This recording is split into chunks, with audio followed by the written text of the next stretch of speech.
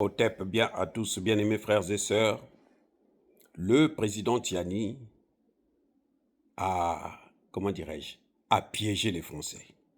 Ils se sont fait avoir. La France, avec sa compagnie Orano, s'est fait avoir concernant l'uranium. Après le retour du général Tiani du Niger, de l'Algérie, il a décidé de donner une partie de ces 1000 tonnes qui sont à l'aéroport là, donner 63% de cette quantité d'uranium à la France, à Orano. Et il a même proposé que lui, il va s'occuper du transport pour ne pas qu'ils ne s'embarrassent pas parce qu'ils sont devenus trop pauvres.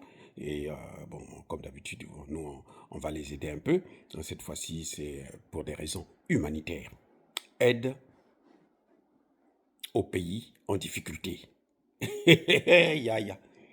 Donc, le général Tchani dit, je vous donne 63% de cet uranium. Et puis, bon, vous m'oubliez, vous oubliez le Niger, on ne veut plus vous voir. Parce que vous vous êtes battu pour ça. Vous avez même tenté de venir prendre ça par la force. Vous n'avez pas pu. Maintenant, je vous donne ça. Moi, je vous donne ça et ne revenez plus.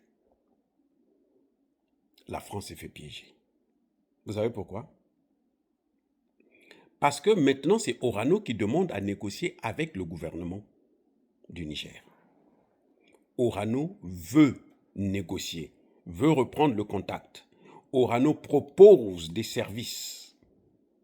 Nous allons aider le gouvernement, nous allons apporter notre expertise, nous allons former, nous allons ceci, nous allons cela. On n'a plus besoin de ça. Allez vous faire foutre avec votre uranium que vous avez volé. Pendant 60 ans, vous avez volé l'uranium du Niger. Maintenant, partez chez vous. Mais je ne comprends pas. Quelqu'un, on ne te demande pas de l'aide, mais tu proposes quand même l'aide. Non, moi je veux t'aider. Non, je n'ai pas besoin de ton aide. Tu étais ici, tu as passé plus de 60 ans, tu ne m'as pas aidé. Alors maintenant, moi j'ai trouvé mieux. Alors va te faire voir. Les amis. Vous voyez la quantité de 1000 tonnes d'uranium. Ce qu'il y a à l'aéroport là.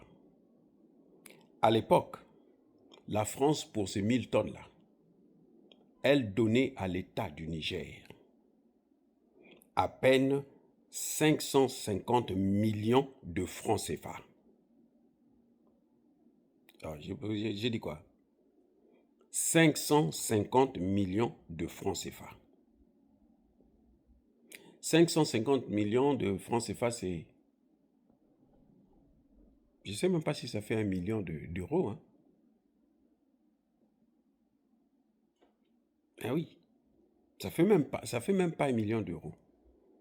Ça fait 900 et quelques mille euros. 1000 tonnes d'uranium. À l'époque, avec Arriva, avec les Français. Posez-moi la question de savoir, les mêmes 1000 tonnes là, ça apporte quoi? Combien ça vaut? Combien le Niger gagne aujourd'hui, au moment où je vous parle? Combien le Niger gagne pour ces 1000 tonnes? 100 milliards de francs CFA. Je ne dis pas 1 milliard de francs CFA, 100. 1,00 milliard de francs CFA. Avant, il ne gagnait même pas 1 milliard. À peine un demi-milliard. 550 millions. Donc, ça fait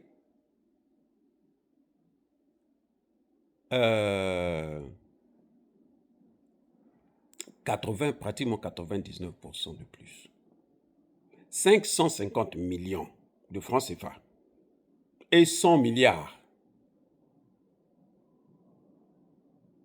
Donc, c'est 99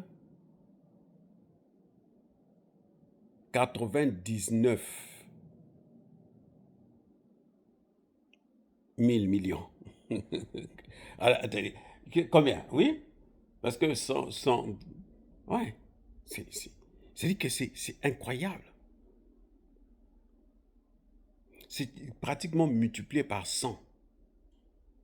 Plus même, par 200. De 550 à 100 milliards. Vous vous rendez compte? Et ils se moquaient des gens. Et puis, maintenant qu'on leur demande de partir, et c'est là qu'ils disent, non, nous, on veut travailler avec vous, vous êtes bien, vous êtes sérieux, vous êtes correct, vous êtes un vrai gouvernement.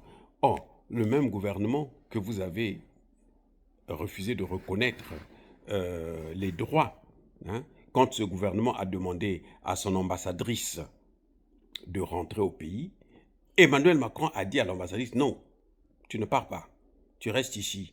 C'est toi qui es l'ambassadrice du Niger, ici en France. La pauvre dame. Ah, ma sœur, c'est dommage, vraiment, ça fait pitié quand même.